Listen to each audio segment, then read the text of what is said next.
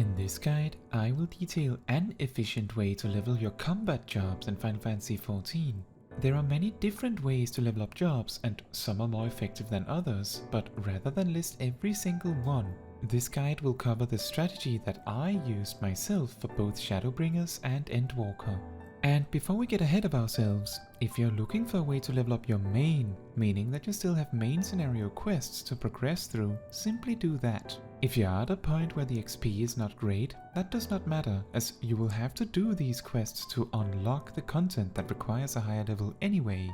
Now, with that out of the way, let's get started, except before we get started, make sure you have all of the bonuses available to you in order. First, rested experience, denoted by either part of the bar being a dull orange or the entire bar being a bright blue, rather than the normal black. You accumulate rested experience by being in cities, or in some cases anywhere with a large aetheryte. Logging out in these areas also count. The moon next to your experience bar signifies that you are currently resting. Rested experience grants you an extra 50% experience from defeating enemies, which may account for a significant amount of the experience you gain while leveling. Second, the Heat of Battle buff. This can be acquired in two ways, the first being through your free company actions, where the most commonly seen is Heat of Battle 2, due to how easy it is to obtain. Ranks 1 through 3 grants 5, 10 and 15% extra experience from defeating enemies respectively. If, for some reason, you do not have access to this option, you can also acquire squadron battle manuals through the squadron missions in your Grand Company, which we will not be covering in this video. This manual grants you the Heat of Battle 3 buff for 2 hours, and it does not stack with any of the 3 free company versions, which is the reason why this is only significant should your free company not supply the buff already. There are also a handful of specific equipment that gives a large bonus to experience depending on your level. However, all of these bonuses are either extremely limited, like the brand new ring limited to level 30, or are awarded for pre-ordering an expansion, meaning that either you already have this item and know this, or you can't have this item. In a similar fashion, when leveling jobs that are below the level of your highest level combat job, you get an Armoury Bonus, 100% for levels outside the current expansion and 50% in the current expansion. And finally, if you are leveling jobs anyway, you might as well make use of the Well-Fed bonus. If you eat a meal of any kind, it will always give you a 3% bonus to experience gain from defeating enemies for its duration. This is in addition to any other effects the meal may provide, like extra stats. Always make sure to have the Well-Fed bonus while leveling, even if you get it through just drinking orange juice or eating 1,000 boiled eggs, Ross. Oh, and once a week you can pick up a Wondrous Tails book from Chloe Aliapo in Idleshire, unlocked through the Unctuous Adventurer near the aetheryte. Filling in this book found in your key items and then returning it to Chloe will award you with 50% of a level. You can pick up a new book once a week, however, each book lasts 2 weeks. Now, with the prep finished, let's get to work. The strategy, probably unsurprisingly, makes use of the daily roulettes, however, the magic happens in what we do between them. As a tank or a healer, you will probably find very little downtime between dungeons, and that is alright. However, the downtime becomes far more impactful as a DPS. If you wish to optimize your time, you should of course do the roulettes in order of what gives the most per hour, and if that is the case, here's my take on it. Trial roulette tends to take very little time, and the reward is surprisingly high for the time invested. After that comes leveling roulette, which is our reliable choice. And then comes main scenario quest roulette, but with it now holding 3 options instead of just 2, the difference in time investment can vary very heavily, so keep that in mind. Alliance raid is pretty much as good as main scenario quest roulette. And then, despite normal raids taking typically as long as trials, the reward is significantly smaller. Finally, while the 50, 60, 70, 80 dungeons give an okay amount of experience, they tend to take longer than leveling roulettes, and the experience from kills tend to be abysmally low, so among these roulettes, I would personally recommend skipping that one. As an honorable mention, Frontline gives very good experience, and you can queue as the job that you want the experience for and simply change when you enter. However, this gives you very limited to no gameplay experience with the job you're leveling, which I personally believe will make it less enjoyable. And speaking of which, regardless of the roulette order I just listed, don't queue for any roulettes you don't actually enjoy, as this will probably ruin it for you, and ultimately you might not manage to finish leveling the job because of it. Always level in a way that you find fun. Once you run out of roulettes to do, if you do anyway, instead queue for the highest level dungeon you can. But never end of expansion dungeons, meaning level 50, 60, 70 or 80 dungeons. Which means that if you're level 60, you should queue for the Great Kubal Library at level 59, instead of the Anti-Tower at level 60 for instance. The highest level leveling dungeon you can access will always be the dungeon that awards you the most experience from defeating enemies. Now, you may already realize that for some jobs, namely DPS jobs, simply doing roulettes isn't as effective due to the longer queue times. To compensate for this, we will be doing certain open world content to spend the time. The first option is to do tribal quests. Each one is unlocked differently, but the feature is unlocked naturally through the main quest at level 41. I have a separate guide on tribal quests if you want the extra details.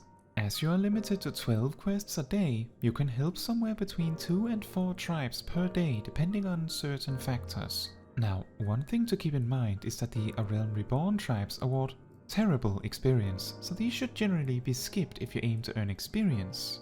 For all other expansions, the experience scales up to a limit related to the expansion, meaning that the Heavensward combat tribes, the Vanu Vanu and Vath, will grant increasing and relevant experience up to level 60. They still grant experience beyond this, but as the experience stops scaling after that, it becomes less impactful. Endwalker and Shadowbringers have 1 combat tribe each, while Stormblood and Heavensward each have 2. The most effective way to utilize this is to do the quests of a tribe with a job that is at an appropriate level for them, rather than doing all of them with just 1 job. However, if you only wish to level 1 job, make sure to prioritize the higher level tribes first. Jobs below level 50 will just have to skip this step, alongside the vast majority of roulette options. The second option is to do daily hunts. No, not those hunt trains, this is different. To unlock the hunt, you need to be second lieutenant in your Grand Company, after which an NPC there will grant you access. You need to unlock this to access hunts in expansions. Keep in mind, all of these have to be unlocked in order. The A Realm Reborn daily hunts give very little to no experience, so these should be skipped. However, there are no limitations to how many of the daily hunts you can do, so you can simply grab all of the hunts every day if you like. Once the initial hunts are unlocked, you can unlock the Heavensward ones in the Foundation near the Forgotten Night Inn. Take note that there is a 4th elite task that is only available once a week. This gives no experience. However, the amount of currency it awards is greater. The mark bills denoting your kill targets will be in your key items inventory and will give a hint as to where to find the target. The Stormblood hunts are unlocked near the Shiukaze Hostelry in Kugane, the southeast wall of the building to be precise. The Shadowbringers hunt are unlocked near the Temenos Rookery in the Crystarium, and the Endwalker hunts are initially unlocked through an NPC near the Sharlayan Aetherite, but later are accessed at the Scholar's Harbor near the Leaf quests. Start by grabbing all of the mark bills of a particular expansion and then get to work clearing each one. If you don't want to play around with discovering where each enemy is found yourself or planning kill routes, I personally liked using the FFXIV Hunt website to automatically plan my routes. I will put a link in the description for those interested. Similar to the tribes, I would recommend using jobs within the correct level range for each expansion. However, keep in mind that each of the mark bills are designated to a level range of about 3 levels each of the expansion, meaning that a third of your Endwalker marks will be around level 87 to 89, which can become a problem for some jobs if they are heavily underleveled for such a fight. Tanks, healers and ranged physical jobs especially can overcome this by playing smart. But melee jobs in particular may find this problematic if not impossible, so just keep this in mind. By that same token, there's not really anything preventing you from doing a hunt mark in a higher expansion, like doing Endwalker marks with a job that is squarely in the Shadowbringers level range below 80. As the A Realm Reborn marks give terrible experience, I would recommend skipping these entirely unless you really want the currency rewards. If your job is below level 50, you can instead fill in the space with your hunting log. If you manage to get through this list of objectives, then, just like spamming your highest level dungeon fills in as a last resort for roulettes, fates will be your last resort for open world activities. Make your way to a level appropriate zone and just start doing the fates. Take note that if your queue pops during a fate, you will lose out on the reward from it, but there's nothing you can do about this.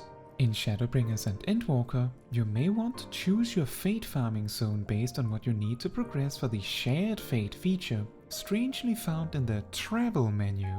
These expansions award special currency for doing fates, and you need to do 60 fates in each zone to unlock all of the items from vendors, with even more items unlocking when you finish all zones in an expansion.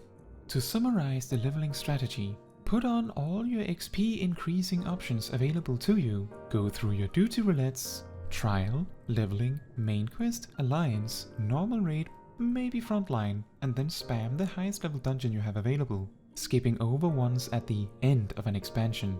To pass the time between queue pops, do your tribal quests, your hunt marks, and then level appropriate fates.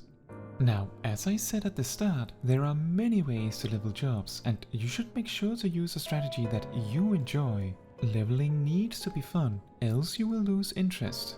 To that end, I will list some alternative strategies here. Level 1 to 60, Palace of the Dead, specifically random queuing into floor 51 to 60 repeatedly. Level 61 to 70, Heaven on High, specifically random queuing into floor 21 to 30 repeatedly. Level 71 to 90, doing Bosha and or Zadnor content. With enough players present, the experience is competitive with doing actual Endwalker content, despite Bosha and Zadnor capping out at 80. Level 30 to 90, Crystalline Conflict PvP, although I cannot speak for the effectiveness of the experience, as all my jobs were already level 90 by the time this content was released. Now that is all for this guide. I hope you found it helpful, and if you did, please consider leaving a like. You can also subscribe and hit the bell to get notified when next I post a video. And if you have any questions or anything you would like to add, like maybe your own leveling strategy, please do leave a comment.